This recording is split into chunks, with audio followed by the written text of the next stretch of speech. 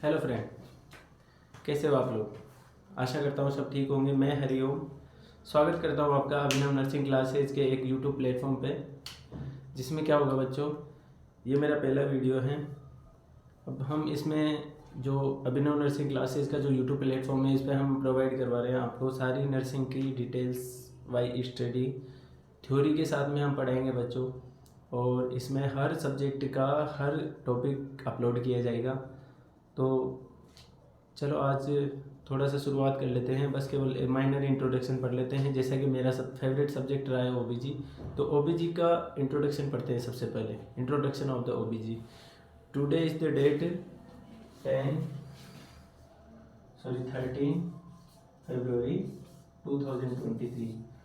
13 फरवरी 2023 को मैंने पहला वीडियो रिकॉर्ड कर रहा हूँ बच्चों आपके सामने। और मेरा ये विश्वास है कि एम्स नॉर्सेट होने से पहले सारी वीडियोस आपके पास में अपलोड कर दी जाएगी। यहाँ से आप थ्योरी की सारी वीडियोस यहाँ से देख सकते हो। उसके बाद में जो एमसीक्यू है, एमसीक्यू बताए जाएंगे हर चीज़ के, हर टॉपिक के, हर सब्जेक्ट के। तो सबसे पहले अपन पढ़ते हैं यहाँ पे से ओबीजी।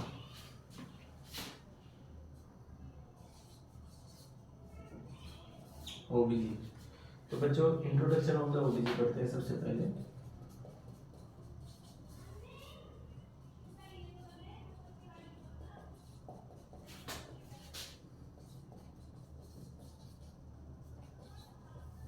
Introduction of the ओबीजी। तो बच्चों ओबीजी के अंदर मेनली टू टर्मिनोलॉजी देखी जाती है। सबसे मेन पार्ट है ओबीजी का कि ओबीजी के अंदर क्या होता है बच्चों, दो टर्मिनोलॉजी देखी जाती है। फर्स्ट कौन सी है, गायनेकोलॉजी। आगे बात समझ में। सेकंड कौन सी है बच्चों, सेकंड है ऑब्स्टेट्रिक।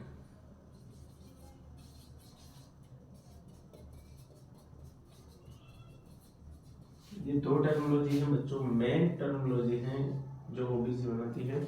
ओबीजी का मेन जो फुल फॉर्म होती है ये होती है गायनेकोलॉजी एंड ऑब्स्टेट्रिक। ठीक है बच्चों। अब इसका मतलब क्या होता है बच्चों, तो मतलब देख लेते हैं कि मतलब क्या होता है ओबीजी और गायनेकोलॉजी में। गायनेकोलॉजी और ऑब्स्टेट्रिक का मतलब क्या होता है। गायनेकोलॉजी का मतलब होता है बच्चों study of female reproductive system. जो फीमेल रिप्रोडक्टिव सिस्टम है उसके स्टडी हम किस में करते हैं, गायनेकोलॉजी के अंदर। ठीक है सर। अब एक चीज और ऐड करता हूँ इसमें, all as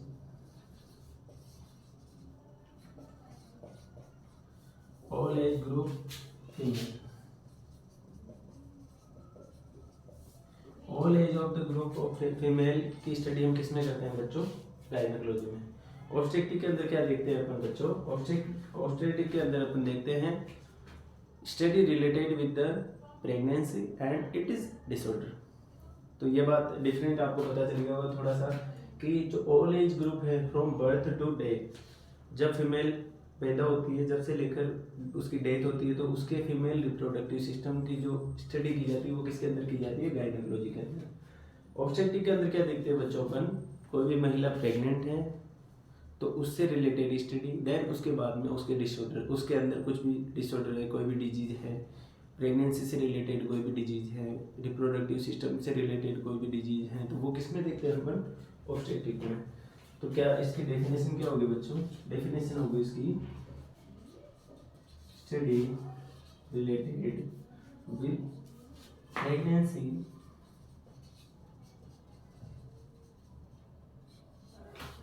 and its disorder.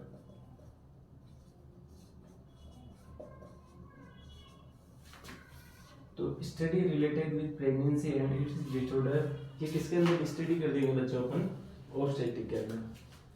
ठीक है सर। अब ये प्रेगनेंसी और इट इज डिसऑर्डर, ये बात थोड़ी सी मैं आपको खुल के बताना चाहूँगा कि जो प्रेगनेंसी है वो कब कंसीव कर सकती है फीमेल।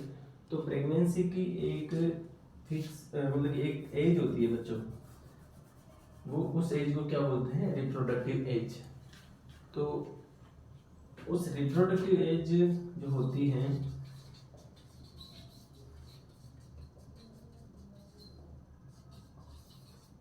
कितनी होती है बच्चों? रिप्रोडक्टिव एज ग्रुप अपन देखते हैं 15 to 45 year. When the female in between 15 to 45 year can conceive the pregnancy, and when the female is pregnant, we are the study in which obstetric। Okay बच्चों, आगे बात समझ में। अब बात करते हैं अपन कि सर ये 15 to 45 को थोड़ा सा और समझाओ कि 15 की एज में क्या होता है बच्चों।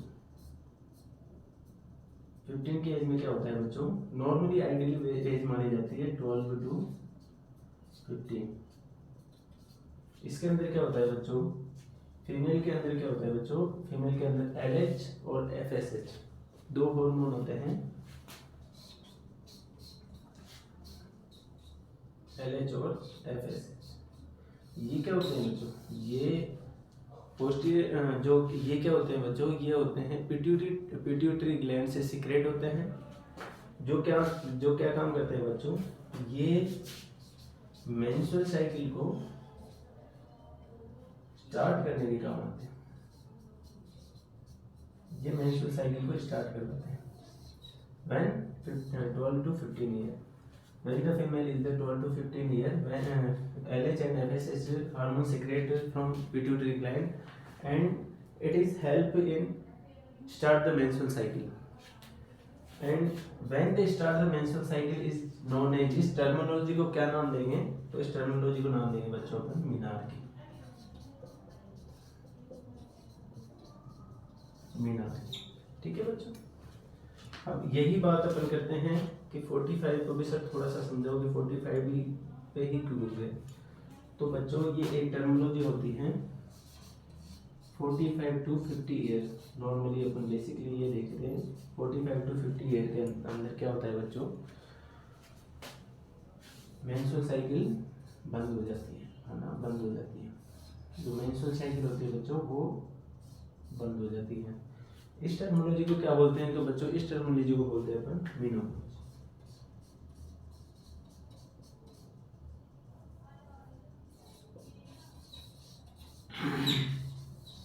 When the menstrual cycle stop,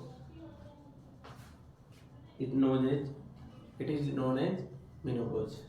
ये दो टर्मिनोलॉजी अपन ने देखी है आज। इंट्रोडक्शन ऑफ द ओबीजी के अंदर गायनेकोलॉजी देखी है, ऑब्स्टेट्रिक देखी है। गायनेकोलॉजी के अंदर स्टडी किसकी करते हैं? एक बार दोबारा बता रहा हूँ मैं, ध्यान से कर लीजिएगा थोड़ा सा। गायनेकोलॉजी के अंदर अपन किसकी स्टडी करते हैं बच्चों? ऑल एज फीमेल ग्रुप के रिप्रोडक्टिव सिस्टम की बात करते हैं। आगे बात समझिए। इसी तरीके से ऑब्स्टेट्रिक की बात करें तो study related with pregnancy and it is disorder. ये किसकी बात कर रहा है कि प्रेगनेंसी और इसके जो डिसऑर्डर होते हैं उसकी किसके अंदर स्टडी की जाती है बच्चों? ऑब्स्टेट्रिक के अंदर। जो प्रेगनेंसी और इसके डिसऑर्डर है ये कब हो सकते हैं? ये होते हैं बच्चों 15 to 45 ईयर है। एक महिला है वो 15 to 45 ईयर के बीच में प्रेगनेंसी कंसीव कर सकती है। आगे बात समझ में। अब बात करते हैं कि सर जो 15 ईयर जो एज है उसमें 12 to 15 नॉर्मली अपन मानते हैं when they start the menstrual cycle, और it is also known as menarche. तो when they start the menstrual cycle is known as menarche. कौन से हार्मोन इसमें हेल्प करते हैं मेनार्की में? LH और FSH। LH क्या होता है? लुटेनाइजिंग हार्मोन। FSH क्या होता है? Follicular stimulating hormone. आगे बात समझ में। और ये 45 के बारे में देखते हैं। 45 to 50 ईयर मेंस्ट्रुअल साइकिल का जो एक एज होता है वो बंद हो जाती है। इस चीज को अपन क्या बोलते हैं बच्चों? इसको अपन बोलते हैं मेनोपॉज। आगे बात समझ में। नेक्स्ट अपन देख लेते हैं कि थोड़े से डिफरेंट एक और बात बोल दिया मैं। यहीं पे अगर अपन बात करें मेल रिप्रोडक्टिव सिस्टम की, तो ये मेडिकल साइंस की एक ब्रांच होती है बच्चों जिसका नाम है क्या? एंड्रोलॉजी। इसके अंदर क्या होता है बच्चों? जो मेल रिप्रोडक्टिव सिस्टम है उसकी स्टडी की जाती है। तो study of male reproductive system.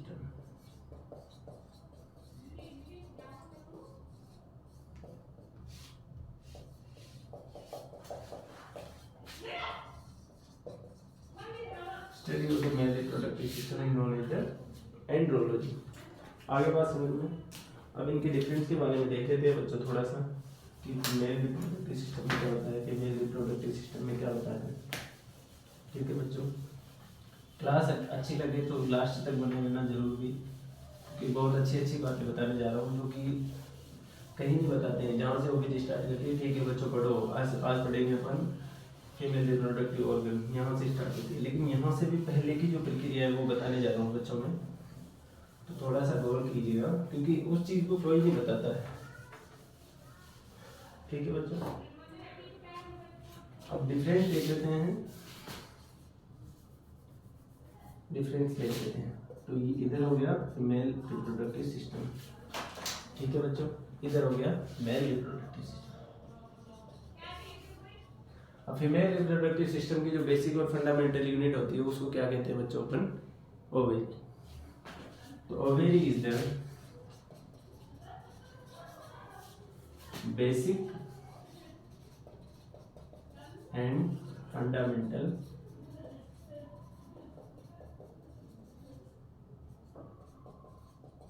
Structure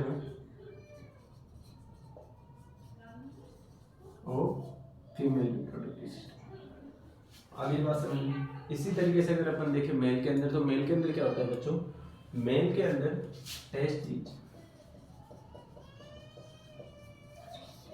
testis is the basic and fundamental structure of male reproductive system. आगे बात समझ में, बहुत छोटे छोटे, बहुत ही डीप से और बहुत ही इजी वे में पढ़ाने की कोशिश कर रहा हूँ बच्चों, तो प्लीज़ ध्यान दीजिएगा। और ये भी बेसिक इंट्रोडक्शन चल रहा है, इसके आगे हम सारी चीज़ें पढ़ेंगे। ओवेरी मतलब कि फीमेल रिप्रोडक्टिव सिस्टम के जो पार्ट होते हैं, ऑर्गन होते हैं, वो पढ़ेंगे। फिर उसके बाद में लेबर, ये सारी चीज़ें पढ़ेंगे, पोस्टपार्टम, एंटीपार्टम, ये सारी ओबीजी पूरी।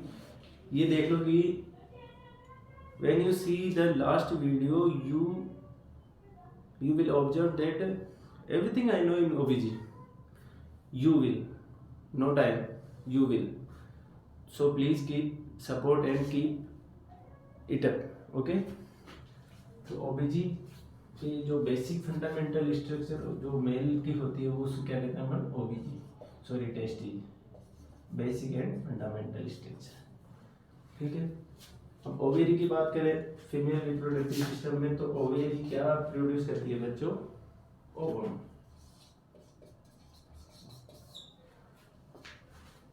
ओवेरी क्या प्रोड्यूस करती है, ओवम। इधर मेल की बात करें तो टेस्टिस किसे रिलीज करते हैं, स्पर्म। आगे बात समझ में, सब जानते हैं, आज के जमाने में सब जानते हैं, ठीक है। लेकिन जो नहीं जानते वही पढ़ाने आए हुए, so please keep it up. अब ओवेरी एक हार्मोन रिलीज करती है बच्चों at the time of puberty. क्या होता है बच्चों, उसका नाम एस्ट्रोजन।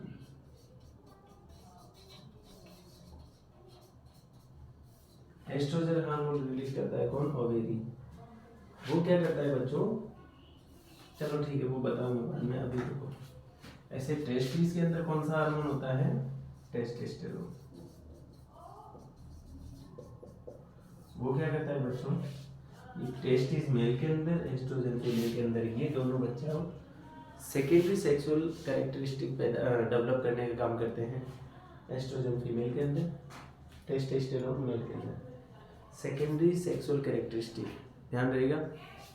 आगे बढ़ते हैं कि सर ये एस्ट्रोजन भी हो गया, टेस्टोस्टेरोन भी हो गया। अब क्या करने जा रहा हूँ, जो ओवम की फॉर्मेशन होती है, फॉर्मेशन ऑफ द ओवम, तो ये जो ओवम की फॉर्मेशन होता है वो किसके द्वारा होता है बच्चों, oogenesis।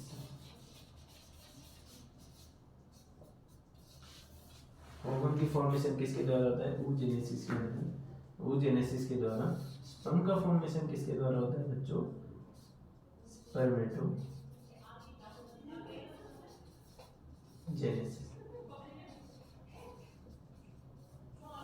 आगे बात समझ में, ओवम का जो फॉर्मेशन होता है वो किसके द्वारा होता है, oogenesis, a process in which formation of the ovum is known as oogenesis। इसी तरीके से बात करें अपन स्पर्म की, तो spermatogenesis is the process in which formation of the sperm is known as spermatogenesis. आगे बात समझिए, oogenesis के अंदर में जो सेल होती है बच्चों, oogenesis के टाइम पे जो फीमेल के अंदर जो सेल होती है वो कौन सी होती है बच्चों? हैप्लॉइड सेल होती है। क्या कहते हैं उसको? हैप्लॉइड, हैप्लॉइड सेल होती है। आगे बात समझिए, और स्पर्मेटोजेनेसिस के टाइम पे जो टेस्टिस के अंदर जो सेल होती है स्पर्मेटोजेनेसिस के टाइम पे, वो भी कौन सी होती है? Haploid cell. आगे बात समझ में, सर हैप्लॉइड भी आगे चलो ठीक है कि ओवम बनता है, ओवम से ओवम में मतलब कि जो oogenesis के टाइम पे ओवम का निर्माण होता है तो वो कौन सी होती है? हैप्लॉइड सेल होती है। देन आफ्टर क्या होता है बच्चों? ये होते हैं, इसके क्रोमोसोम की बात करें तो इसके अंदर 23 क्रोमोसोम होते हैं। इसके अंदर कितने क्रोमोसोम होते हैं बच्चों? हैप्लॉइड सेल है तो ऑब्वियसली इधर भी कौन सी है? Haploid cell. तो इसके अंदर भी कौन से कितने क्रोमोसोम होंगे? 23 क्रोमोसोम। आगे बात समझना, अभी थोड़ा सा माइनर डिफरेंस दिख रहे हैं बच्चों। अभी तो रामायण पढ़ी है, लेकिन मैं रामायण नहीं पढ़ाने आया यहाँ पे। पहले कह देता हूँ कि बहुत ही बेसिक से पढ़ाऊंगा, लेकिन इतने अच्छे से पढ़ाऊंगा आप देख लेना पहले, कि यूँ नहीं कि हाँ ठीक है पूरी रामायण ही पढ़ा दी, नहीं, बहुत सेलेक्टेड चीज़ें पढ़ाने आऊँगा यहाँ पे। ठीक है बच्चों, तो हैप्लॉइड सेल होती है, 23 क्रोमोसोम होते हैं, इसमें भी हैप्लॉइड सेल है 23 क्रोमोसोम है। ठीक है बच्चों, इसकी अपन बात करें तो ये होती है सिंगल एन। कौन सी? दोनों जो सेल होती है वो कौन सी होती है? Single N. ठीक है बच्चों, अब इनका जब एक दोनों का क्या होता है? फ्यूजन। फ्यूजन होता है तो क्या बनता है? क्या बनता है? Zygote.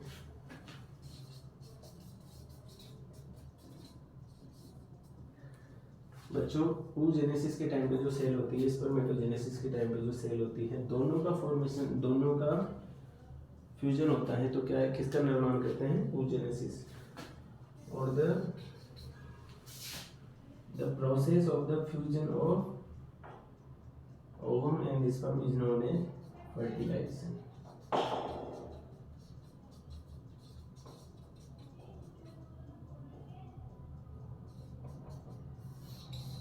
The process of the fusion of the male gamete and female gamete is known as the fertilization। ये ovum है, female gamete होता है,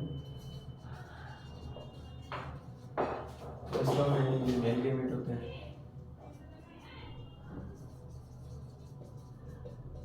ठीक है बच्चों, आगे बात समझ में।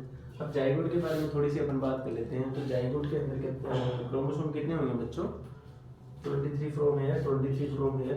How many chromosome in zygote? Zygote के अंदर बच्चों 46 क्रोमोसोम है। आगे बात समझ में, इसके अंदर 46 क्रोमोसोम हो जाएंगे। दूसरी बात अपन एक और चीज देख रहे हैं कि when the ovum fertilized by sperm it makes zygote, and after 0 to 2 weeks, 0 to 2 weeks क्या होता है बच्चों? ये जाइगोट फॉर्म में रहता है। देन आफ्टर उसके बाद में डिफरेंशिएशन होता है और क्या बनाता है? पहले बनता है ब्लास्टोमेयर, फिर उसके बाद में गेस्टुला, फिर मैरुला, फिर उसके बाद में फीटस। ये सारी प्रक्रिया अपन पढ़ेंगे किसमें? फर्टिलाइजेशन में। अभी अपन केवल इसका नॉर्मल इंट्रोडक्शन पढ़ रहे हैं ओबीजी का, तो ये सारी चीज़ें आपको बता दी मैंने। जाइगोट होता है, 46 इसमें क्रोमोसोम होता है। और एक और इम्पोर्टेंट बात, ये दोनों हैप्लॉइड सेल है।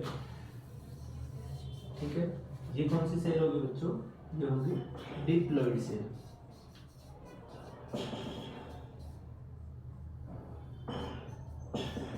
ये कौन सी होगी? Diploid cell. और एक और बात, क्योंकि इसमें 46 क्रोमोसोम है तो ये कौन सी होगी बच्चों? Single cellular structure.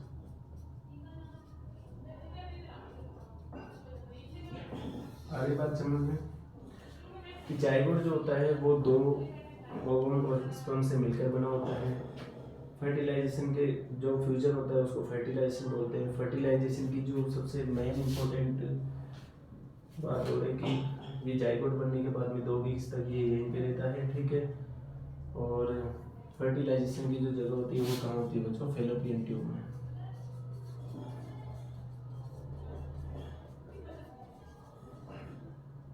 अब सर ये तो 12th क्लास का बच्चा बता देता है कि फैलोपियन ट्यूब में होती है, लेकिन फैलोपियन ट्यूब में कहाँ होती है बच्चों, तो मेनली इसका जो मेनली जो पॉइंट होता है कि कहाँ पे होता है वो होता है बच्चों स्टमस एम्पुला जंक्शन। जो फर्टिलाइजेशन होता है बच्चों वो होता है मेनली यहाँ पे। कई बुक्स में एम्पुला भी लिखा गया है और मानते भी हैं कि हाँ एम्पुला होता है, लेकिन जो एक्यूरेट होता है बच्चों वो होता है स्टमस एम्पुला जंक्शन। ठीक है बच्चों, अगर कंफ्यूज नहीं होना है, देखो अगर दोनों आते हैं कि स्टमस एम्पुला जंक्शन आता है तो वो आपको राइट आंसर है। केवल उसमें से एम्पुला और स्टमस आता है तो उसमें आपको केवल एम्पुला करना है। आगे बात समझ में। अब ये तो हो गई जेनेसिस की बात। अब अपन देख लेते हैं बच्चों इनकी एक थोड़ी सी और भी, थोड़ा और भी डीप में जाते हैं तो इनकी थोड़ा सा अपन देखते हैं, अपन इसकी साइज देखते हैं। जैसे ओवरी की साइज कितनी होती है, स्पर्म की साइज कितनी होती है, ठीक है। तो अब यहाँ पे आ गया क्या, ओवरी साइज की बात करें तो बच्चों ओवरी की जो साइज होती है वो होती है 130 माइक्रोन।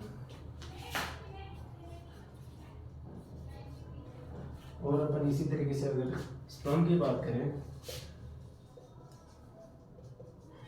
तो स्पर्म की कितनी होती है बच्चों, साइज 50 माइक्रोन। आगे बात समझ में सर, आगे बात समझ में। लेकिन अब यहाँ से 4 बातें बता रहा हूँ मैं जो कि आगे बहुत काम आने वाली हैं। बहुत काम का मतलब ये है कि कभी कभी पूछ लेते हैं, सिंगल लाइनर क्वेश्चन में पूछ लेते हैं बच्चों कि what is the largest cell in human body. तो राइट आंसर क्या होगा आपका बच्चों, ovary. Ovary is the largest cell in human body. इसी तरीके से अगर अपन मेल में बात करते हैं तो स्पर्म, ध्यान देने वाली बात है बच्चों, sperm is the smallest cell in human body.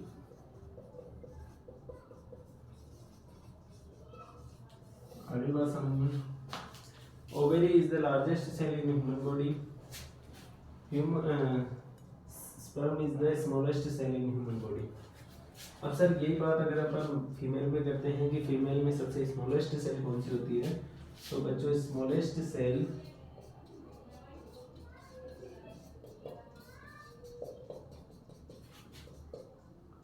Smallest cell in female, क्योंकि smallest cell in human body तो स्पर्म होता है।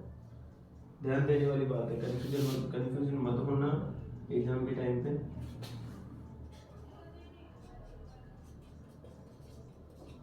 क्या होती है बच्चों, प्लेटलेट।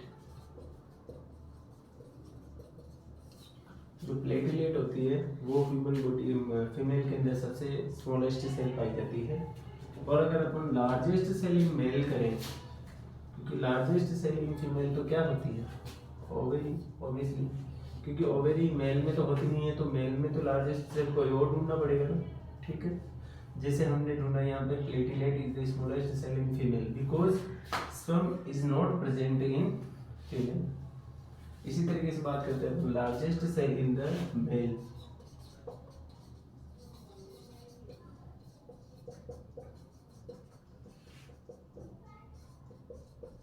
तो क्या होती है बच्चों, neuron. Neuron is the largest cell in male. अब बात करते हैं इनकी लाइफ स्पान की, तो लाइफ स्पान बच्चों कितना होता है इनका, ओवरी का लाइफ स्पान होता है बच्चों 12 to 48 hours, sorry 24 hours, sorry 12 to 24 hours के बाद में ये सेल डिस्ट्रॉय हो जाती है। आगे बात समझ में, यहीं पे बात करते हैं हम स्पर्म की। तो स्पर्म का जो लाइफ स्पैन होता है वो बच्चों होता है कितने दिन का, 48 to 72 आवर्स। स्पर्म का बच्चों लाइफ स्पैन 48 to 72 आवर्स होता है, और फीमेल गैमेट का जो ओवम का जो लाइफ स्पैन होता है वो कितना होता है, 12 to 24 आवर्स होता है। आगे बात समझ में। सर एक और चीज़ बता देता हूँ मैं कि जो फॉर्मेशन का टाइम है, फॉर्मेशन ऑफ द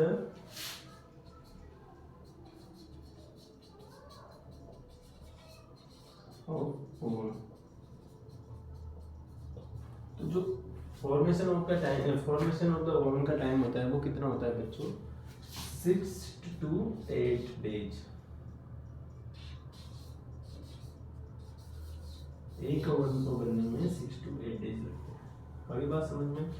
यही बात करते हैं अपन स्पर्म की। तो स्पर्म की जो फॉर्मेशन का टाइम होता है वो कितना होता है, 61 डेज। बेसिक से पढ़ा रहा हूँ, तो फिर मैं कह रहा हूँ कि बिल्कुल बेसिक से पढ़ा रहा हूँ। अभी मैंने ओबीजी स्टार्ट नहीं किया, अभी कोई सा भी टॉपिक नहीं चल रहा है, मैं केवल नॉर्मली टर्मिनोलॉजी पढ़ा रहा हूँ ताकि आपको आगे पढ़ने में कोई दिक्कत नहीं आएगी। ठीक है बच्चों, चलो फॉर्मेशन 6 to 8 डेज बता दिया, इधर से 61 डेज बता दिया। थोड़ा सा और खुल के देख लेते हैं अपन।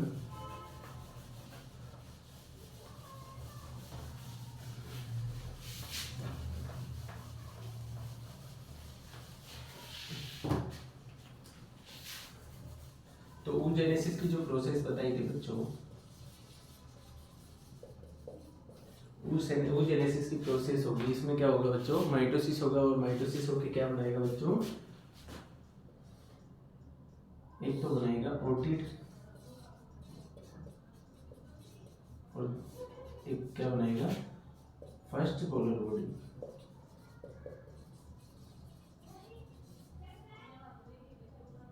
एक तरफ तो ओटिड बनेगा और एक बनेगा क्या, first polar body, then second polar body.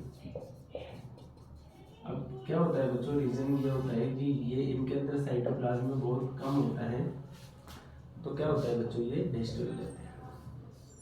और ओवम कौन बनाता है, ओटिड। ओटिड से क्या बनता है बच्चों, ओवम। आगे बात समझ में। oogenesis की जो प्रोसेस होती है उसमें ओटिड बनता है जर्म सेल से, वो सारी बात मैं बताऊंगा, लेकिन एक छोटी सी बात ध्यान रख लो कि ओटिड में oogenesis के टाइम पे दो सेल बनती हैं, एक ओटिड बनती है, एक पोलर बॉडी बनती है। पोलर बॉडी डिस्ट्रॉय हो जाती है, आगे ओटिड क्या होता है, एक ओवम का निर्माण करता है। एक oogenesis की प्रोसेस में केवल एक ही ओवम का फॉर्मेशन होता है, ये भी बात ध्यान रख लो। ठीक है बच्चों, आगे फिर देखते हैं स्पर्मेटोजेनेसिस।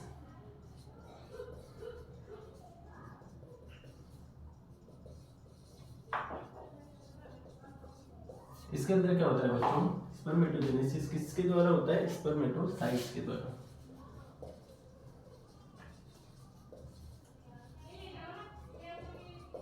स्पर्मेटोसाइट्स के द्वारा स्पर्मेटोजेनेसिस का निर्माण होता है।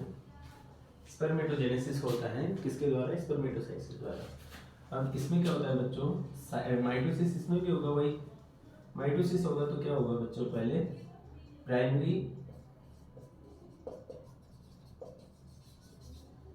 स्पर्मेटोसाइट्स होती है।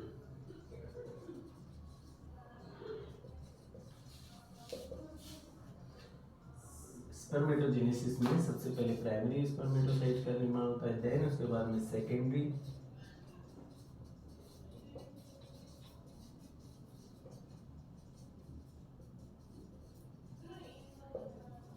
देन उसके बाद में क्या होता है बच्चों, स्पर्म का निर्माण होता है।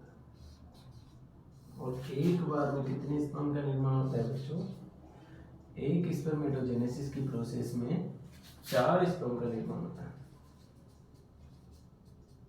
ये मेच्योर स्पर्म है बच्चों, ये मेच्योर ओवम है जो कि फर्टिलाइजेशन करने के बिल्कुल रेडी है। बस ये जैसे सजनी है, ये साजन जी का इंतजार कर रही है। ये साजन जी इधर भी रेडी हो गए।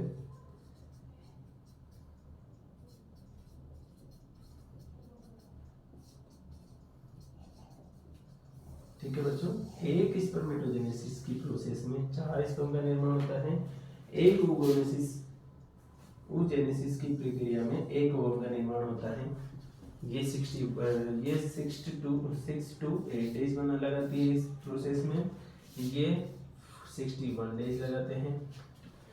इनका लाइफ स्पान 12 to 24 आवर्स रहता है। इनका लाइफ स्पान 48 to 72 आवर्स रहता है। ठीक है बच्चों, आज की पहली क्लास में इतना ही। नहीं तो सर बोलेंगे, आप भी बोलोगे कि सर पहली क्लास में लग गए, तो ऐसा नहीं है, धीरे धीरे लगेंगे। तो ठीक है बच्चों, पहली क्लास है तो थोड़ा सा ध्यान से पढ़िएगा। लाइक शेयर एंड सब्सक्राइब जरूर करिएगा यूट्यूब चैनल पे। Thank you sir.